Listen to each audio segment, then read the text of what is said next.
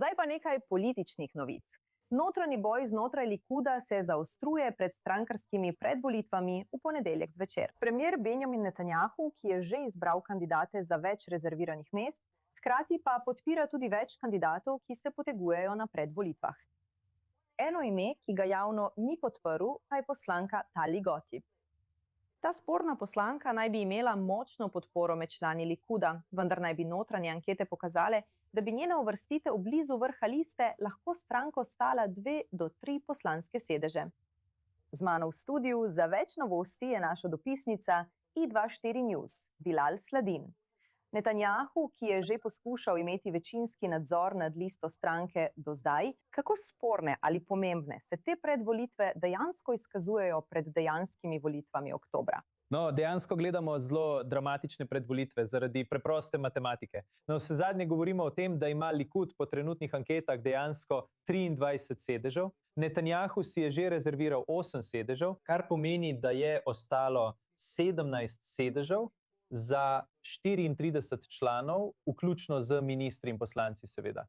Torej bo polovica trenutnih članov stranke Likud izpadla iz Kneseta na naslednjih volitvah. In zato bo jutri zelo dramatično pričakovati, kakšni bodo rezultati.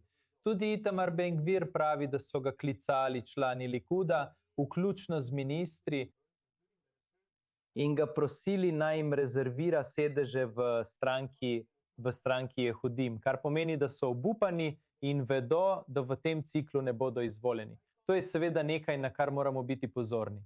Zdaj, Netanjahu, kot ste rekli, ni javno povedal, ali podpira ali ne podpira Likuda oziroma članov Likuda posebej. Ko pa gre za Tali Gotib, ne pravi izrecno, da je proti njej. Rekel je, da trenutne ankete, ki ste jih omenili, če pride med prvih 10 mest, da bi to morda stalo Likud 2 do 3 mandate. To je seveda ključno za Netanjahuja, vendar pravi, da zaupa članom Likuda, da bodo glasovali pravilno. Dejstvo, da je to informacijo plasiral prek kanala 12, v tem konkretnem primeru, pomeni, da želi poslati sporočilo članom stranke Likud. Zato ga ne zanima, da bi bila Tali Gotib na prvih mestih. To je trenutno izziv za Netanjahuja. Ko so bolj populistični, recimo populisti, tako jih bomo imenovali, člani, kot sta Tali Gotib in drugi, bodimo iskreni, so v ospredju.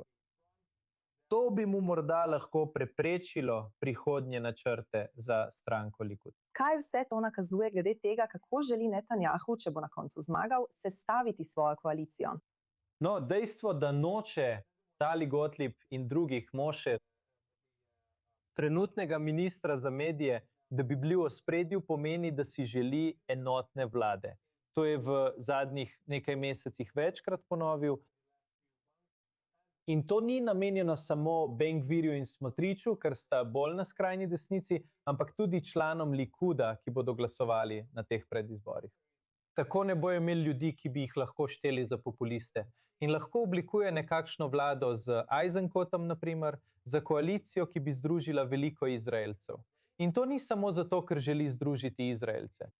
Ve, da je naslednja vrsta dosežkov, ki jih želi doseči, morda v njegovem zadnjem, poskusu. Netanjahu je skoraj star 80 let. Bo normalizacija odnosov s Savdsko Arabijo. Tega ne more doseči z ljudmi, kot sta Smotrič in Ben-Gvir, ampak enotna vlada, ki razmišlja racionalno ali bolj uravnoteženo, recimo, ko gre za diplomacijo in ko gre za varnostna vprašanja, bi mu dejansko lahko prinesla tisti zadnji, zelo pomemben dosežek zanj. Torej je verjetno to njegov cilj na koncu. No, še nekaj drugih novic je povezanih z volitvami. Policija naj bi judovskim obiskovalcem dovolila vzpon na Tempelsko goro z molitveniki. To ni dovoljeno glede na status quo, vendar ko govorimo o politiki, minister za nacionalno varnost Itamar Ben-Gvir dejansko nadzira policijo in nekatere njihove politike. Je torej tudi to volilna odločitev? Absolutno. To ni edina odločitev Ben-Gvirja in Smotriča v tej volilni sezoni. Mnogi to čutijo v Jeruzalemu in na Zahodnem bregu, ter arabska skupnost celo v Izraelu, saj menijo, da skuša vedno bolj provocirati. Tako bo pridobival več točk pri svoji bazi v Otzma Jehudit, in nasplošno pri izraelski desnici. Tako je, to del tega, kot ste rekli, to je nekaj, kar prej ni bilo dovoljeno na Tempelskem griču. Lahko pa tukaj povežemo, kaj se dogaja na Kosovu, naprimer, trenutno na Zahodnem bregu, in zagotovo tudi kriminal, ki ga vidimo v arabski skupnosti. Vsa arabska družba zdaj obtožuje Ben Gvirja, naprimer včeraj.